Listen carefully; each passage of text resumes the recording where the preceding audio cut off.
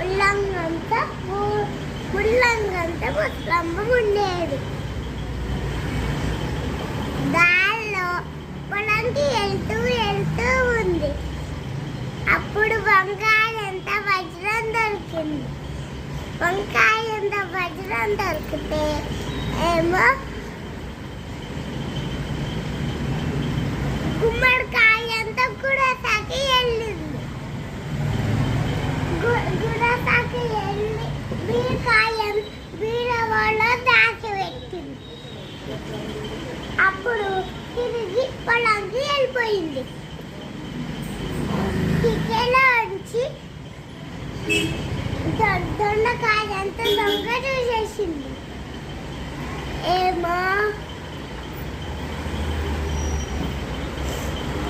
బీరకాయ అంత బీరువాన్ పలకొట్టి వంకాయ అంత వజ్రం దొంగిలిచ్చిండు.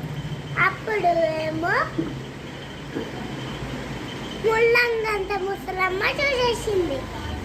అప్పుడు ఏమో పొట్లకాయ అంతా పోలీస్కి అప్పుకిచ్చింది, కంప్లైంట్లు ఇచ్చింది. అప్పుడు పోలీసులు జీడికాయ అంతా జీప్ వేసుకొని వచ్చింది. అప్పుడు ఏమో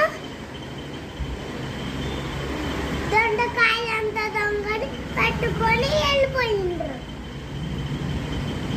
వెళ్ళిపోయాక జామకాయ అంతా జైల్లో బంధించిండ్రు.